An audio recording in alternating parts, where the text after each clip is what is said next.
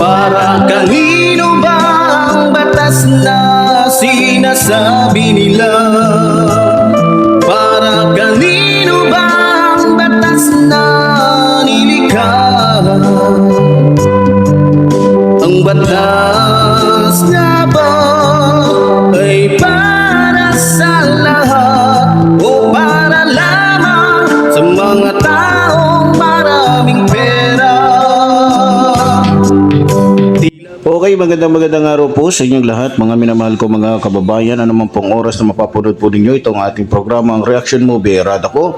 Magandang araw po, lalong-lalo na po sa ating mga kababayan Luzon, Visayas, Mindanao, mga Epipanyo supporters, maging sa ating mga kababayan sa abroad. Magandang araw po sa inyo. At syempre, lalong-lalo na po sa ating mahal na Pangulong Ferdinand Marcos Jr., maging sa ating minamahal na House Speaker Martin Romualdez, at maging sa ating minamahal na First Lady Lisa Araneta Marcos. Sa araw po ito, mga minamahal ko mga kababayan, ay pag-uusapan po natin ito pong sinabi po ni Sara Bolate dito po kay Amy Mangkukulam. Sa naganap pong rally, kung di po nagkakamali, kasama po niya sila Isko. May binanggit po itong si Sara Duterte. So para po maintindihan ninyo at maunawaan nating lahat, at nang sa ganun ay mabigyan din po natin ng magandang birada, ito't panoorin muna po natin, pakinggan yung mga eksena o mga pangyayari ng mga oras na yon bago sinabi ni Sara Duterte dito kay Amy Mangkukulam na napakabait daw na tao itong si Amy Mangkukulam. Sigurado ka ba, ma'am, na hindi ka aalis? Kaya ako nakakalimot sa mga sasabihin ko kasi nandito ka, ma'am. Ma'am, ang advice ko lang talaga sa iyo sa panahon na ito at sa darating na mga araw ay magpalit ka na po ng apelido, ma'am. Ay, sorry, Romualdez pala ang middle name mo.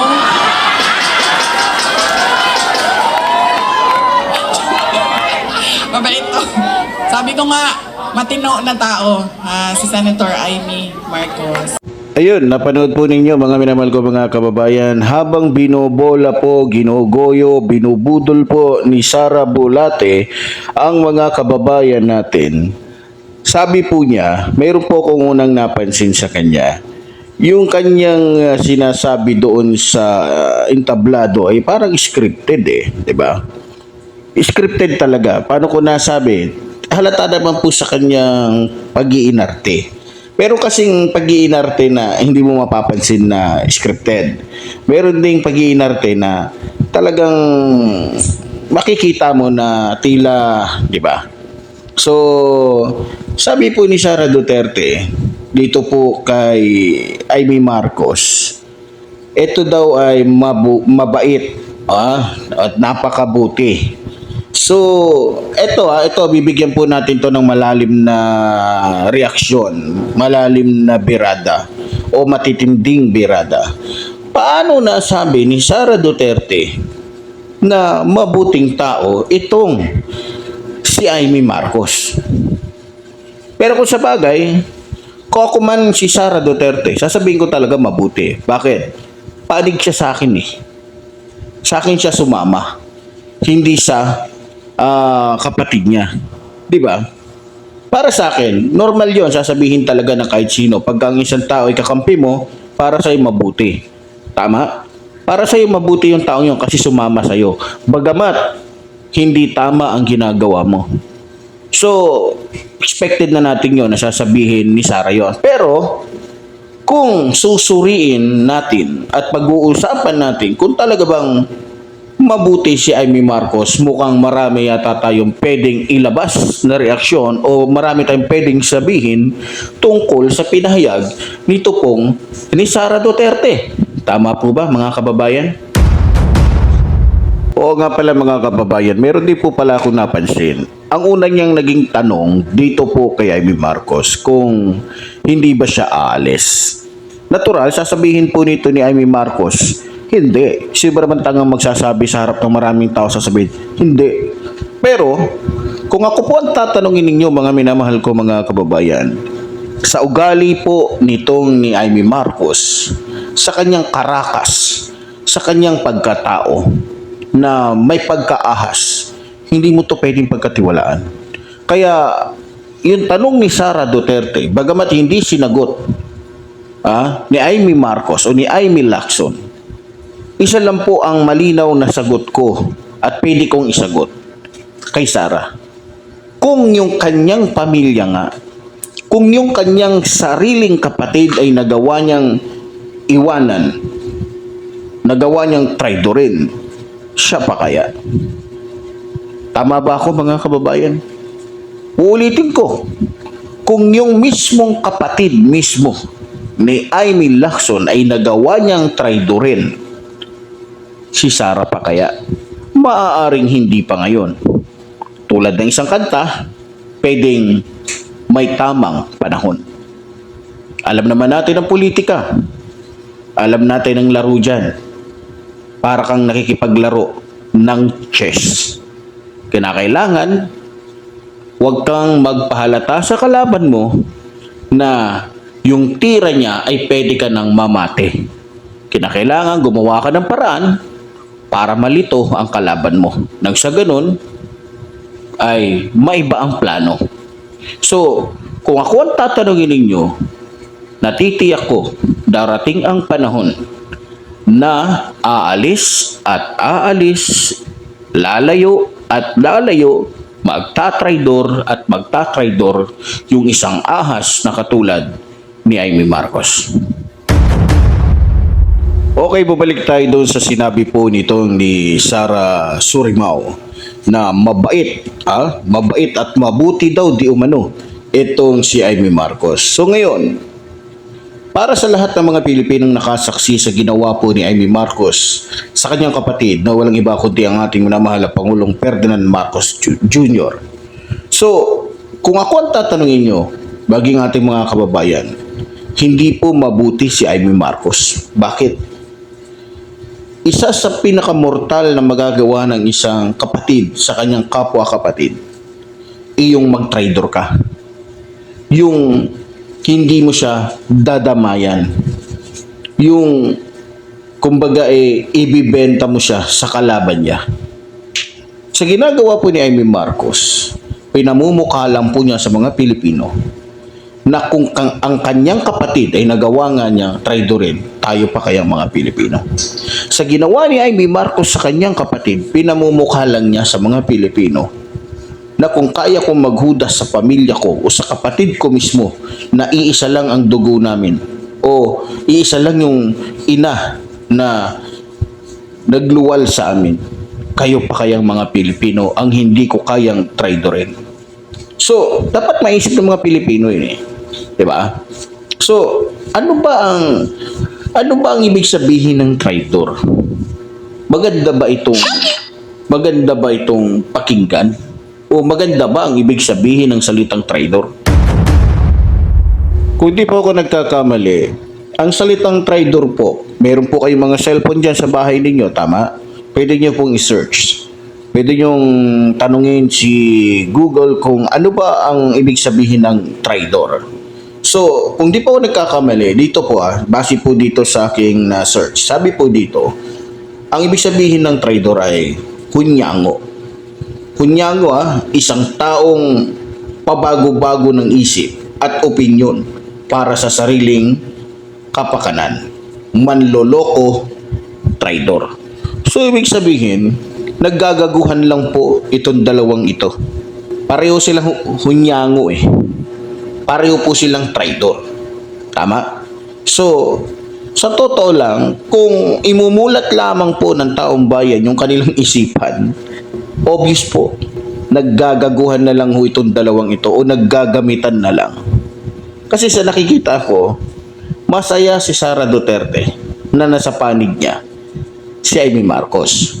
Dahil pwede niyang palabasin na masama ang ating mahal na Pangulo dahil mismong yung kapatid nga niya hindi kumampi sa kanya. Pero sa mga hindi nakakalam, ano ba ang dahilan? Bakit nga ba hindi kumampi o ayaw ni Amy Marcos na kumampi sa kanyang kapatid? Sa mga hindi nakakalam, Mayroon po kasing mabigat o mayroon pong pinaka mabigat na dahilan itong si Amy Marcos. Kaya siya ayaw kumampi sa kanyang kapatid. Dahil po sa matindi po ang kanyang galit sa asawa po ng ating mahal na Pangulo.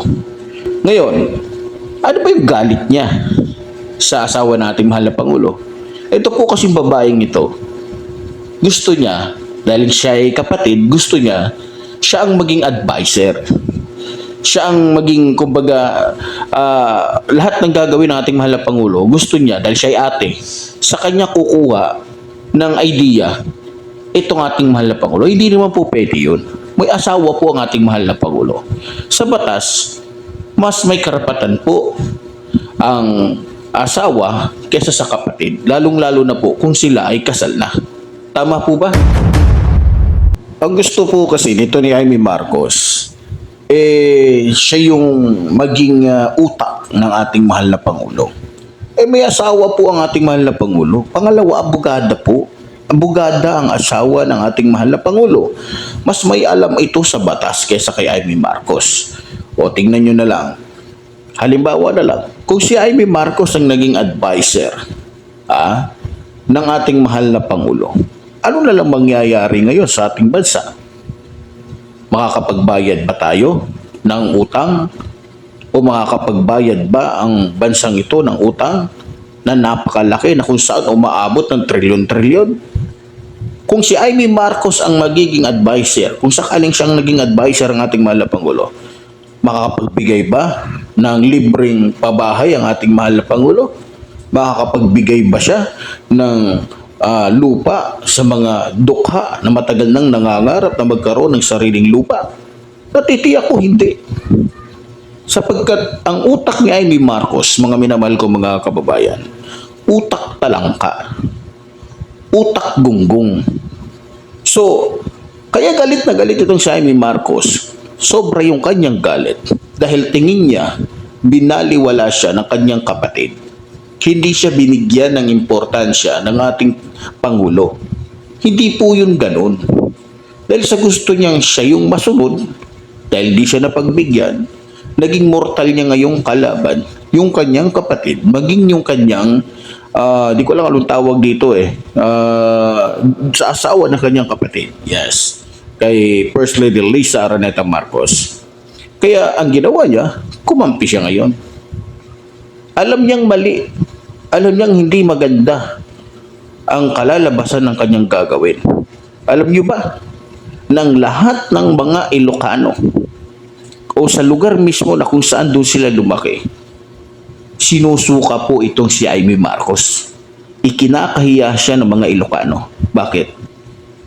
Dati, mayroon po akong narinig na kasabihan na pag Ilocano, traidor. Pero, hindi po ako naniniwala doon. Bakit? Marami po akong kaibigan na Ilocano, hindi traidor. Kumbaga, nakikisaw-saw pa nga sa away na may away Alang-alang lang sa kaibigan nila. Pero itong si Amy Marcos, parang gusto niyang sabihin, pag Ilocana, traidor. So, hindi po maganda ang ginagawa niya. Binibigyan po niya ng masamang imahe yung mga Ilocano o Ilocana. So, sa ginawa niyang ito, marami sa mga Pilipino ang nawawalan ho ng tiwala sa mga Ilocano o Ilocana. Kasi sinasabi nga ng iba, tingnan niyo naman. Di ba? Dati kwento-kwento lang natin, sabi-sabi lang pag Ilocano, traidor. Pero, uulitin ko po sa inyo, depende po sa tao yan. Depende po sa tao yan. Ilocano ka man, Muslim ka man, Bisaya ka man, Waray ka man. Depende po sa tao yan. Pero, ang sinasabi ko po dito, sa ginawa ni Amy Marcos, yung usap-usapan noon, yung kwento-kwento noon, pinapatunayan niya na parang totoo. So, hindi maganda yung ginawa niya. Kaya kung tatanungin natin mga Ilocano, sasabihin talaga nila, hindi magandang klaseng tao si Amy Marcos. 100% sasabihin ko sa inyo, kung matatanong lang sana natin isa-isa lahat ng nakatira sa parting Ilocos, lahat yan sasang-ayon sila sa sinasabi ko. Lahat yan magsasabi sa akin, Tama ka, Epifanio Labrador. Nadadamay kami sa pinapakita ni Amy Marcos. Ngayon, bilang isang kapatid, may kasabihan tayo na kahit anong mangyari, kapatid, kahit anong mangyari, magulang. Pero ito si Amy Marcos, nakita niyo naman mga kababayan. Pinatunayan niya sa kanyang sarili na may paninindigan siya para sa iba. Pero hindi niya pinanindigan na may paninindigan siya para sa pamilya niya, para sa kapatid niya, na kung saan iisang ina lang yung pinaglabasan nila. Ngayon, mga kababayan, para po sa akin at para sa inyo na nakakaintindi, nakakaunawa, kung tayo po ang tatanungin, siguro pare-pareho po tayo ng magiging sagot. Mali po yung sinasabi ni Sarah na mabuti at mabait si Amy Marcos. Sinasabi po yun ni Sarah sapagkat nakikinabang siya sa pagkampi ni Amy Marcos sa kanya. Sapagkat nagagamit niya si Amy Marcos para lalong siraan ang administrasyong ito. Pero ganoon pa man mga minamahal ko mga kababayan, kahit pa anong paninira ang gawin nila, dahil iba po yung nakikita ng mga Pilipino sa sinasabi nila, mahirap po nilang paniwalain ang mga Pilipino. Kahit pa po sabihin nilang mahina, bangag, walang kwenta, bakla, korap ang ating mahal na Pangulo, hindi po yan paniniwalaan ng mga Pilipino. Sapagkat mas nakikita po sa katauhan ni Amy Marcos at ni Sara Duterte yung mga pinaparatang nila sa ating mahal na Pangulo. Kung sinasabi nilang bangag ang ating mahal na Pangulo, sino ba ang nagmumukhang bangag sa kanilang mga sinasabi? Kung sinasabi nilang kawatan ang ating mahal na Pangulo, mandarambong, sino ba ang mai-impeach dahil sa pandarambong? Diba? Kung sinasabi nilang sinungaling ang ating mahal na Pangulo, sino ba ang hindi nakakasagot sa mga tanong doon sa Kamara tungkol sa confidential fund o tungkol sa bilyong-bilyon intelligence fund o confidential fund nung si Sara Duterte ay kalihim pa ng DepEd?